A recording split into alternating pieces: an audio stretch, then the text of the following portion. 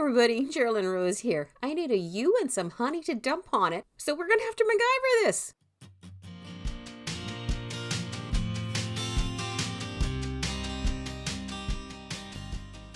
The altenew Tuesday live challenge this week was to come up with as many ideas as you could for sweet on you. Now, as a Gemini, we like words and we love puns. I literally put a sweet over the letter U.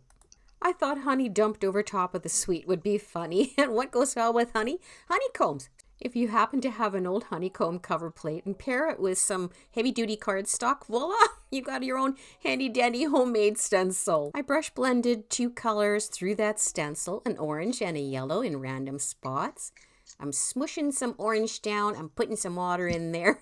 And I'm going to put some big drops. And then I'll put a paper towel over top of that too to pull it up so that the water speckles show. When I got out the Spellbinders Floral J, which I thought I could jury rig into a U, and it sort of worked, I also, bonus, found my missing Mother's Day press plate there. It was still stuck to the magnet. I started this out with some gold foil.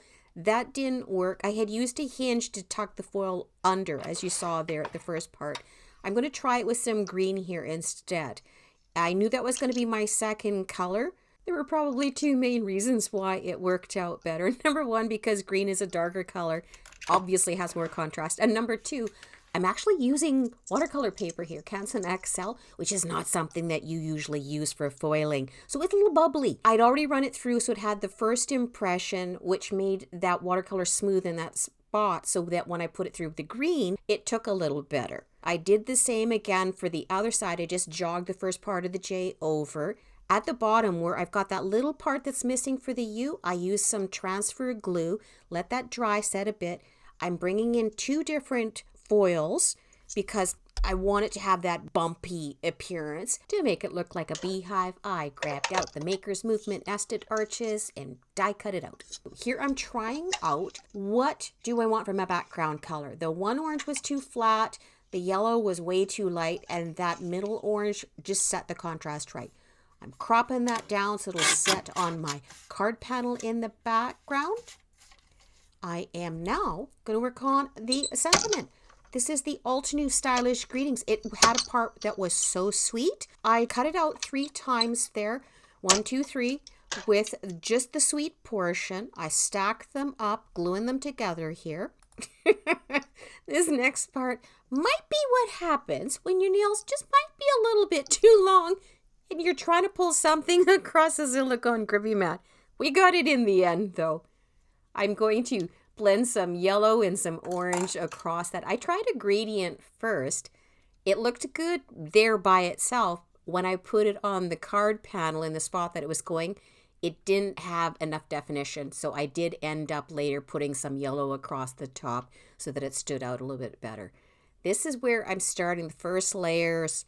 That was one of my sweet things, that I was dripping honey from this word. And I'm like, hey, that looks pretty good. I am now going to work on the flower that's going on the front. It's the altenew Sweet Nasturtium. I used some colored cardstock for it. Then I went in and augmented. Of course I did. I used the Ranger Oxide sprays in yellows, oranges. Because some nasturtium varieties have a mottled appearance to their leaves, I'm going to pull out 2 of my favorite oxides in the greens. The Twisted Citron I sprayed directly on. The Mowed Lawn I am tapping it on to get the start of the speckling that I'm going to have on these leaves. I bring in the altenew, the watercolor brush markers in the green, painting that on so that we get a little bit of veining starting. It's going to seep into where the die cut with the impression. I'm tapping it on as well too to add to that modeling that we've got happening. To further add to the modeling, of course, my favorite, the Picket Fence spray, tapping that on. And to bring in a little bit of shimmer on the top, we're going to use the altenew shimmer spray. All right, done on that. We're going to let them dry. Tropalum are part of the brassicales order, which are edible plants. Now you're probably wondering, what are you talking about? Well, they're commonly known as nasturtium. Similar to pansies, they can have little smiles on them. That's what we're adding right now.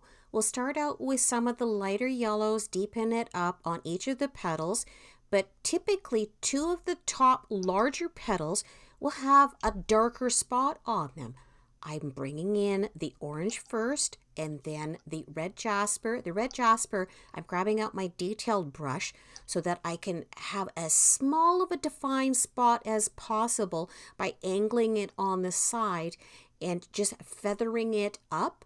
And after the red jasper, I went in with another red, I think it was the raspberry sunset, and I deepened it up on that part that's just closest to the middle of the flower.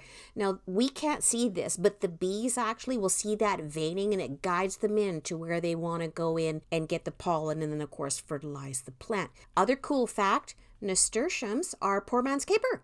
We're up to the stage now where we are assembling this. It is the keyhole method with this nasturtium set. It doesn't have the numbers on it. It's got little dots on it. The bottom part has got a 1 dot. The second has got number 2. And you just bring them around in order on that. I've got them all glued together. I am going to work on the inside. This was close to my heart, a million reasons. I picked this one because it's got the word sweet in it, which again totally ties in with the challenge that we've got going on. I thought, okay, I'm going to mix the colors, do my typical, bring the colors through. We started out with the yellow, we brought in a bit of green, dabbed it off with the brush to blend it, and brought in a honey yellow across the top part. What am I doing here? Oh, yeah, I had some, any old Busy Bee stamp set. Putting a couple little bees up at the top there. Custom stamp on the back. I think we put it in tones of kind of an orangey yellow to tie in with the honey thing going on. Grabbed out my altenew alcohol marker so that I can color the bees in with their black stripes. And I didn't want them to be really, really black, so I just grabbed out shades of gray for this. Their wings, I went in with kind of a light greeny yellow color on it to just give them a hint of shading there. Later on at the end, I'll put stickles over that too to add some little shiny. I had a bunch of the die cuts left over when we were making the stencil for the honeycomb. I had colored some of them, putting them down in spots so that we have a little bit of texture in the background. Brought in the nail polish again. This is my honey.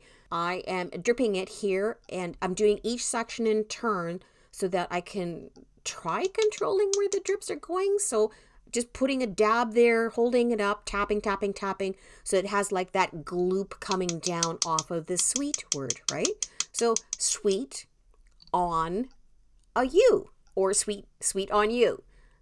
Yay, I know, it's one of those puns, right? There's the diamond stickles on top of the bee wings so that they are iridescent-y shiny in the sunshine as they're buzzing around doing their business. Tapping on some Kurtaki Gold mica ink, that we have another layer of the speckle splatter through there. We're going to bring in some sequin discs. This calls for confetti and Simon Says stamp, setting them to spot. I think that is pretty much going to finish up that card. And yes, it did. So there we are, the finished card with the shiny and the sweet in the words and the honey dripping and the sweet sentiments. That's it. Well, everybody, I hope you're having fun in your craft rooms, just experimenting around, making big messes. Thanks so much for watching and liking and subscribing. We'll catch you next time. Bye-bye.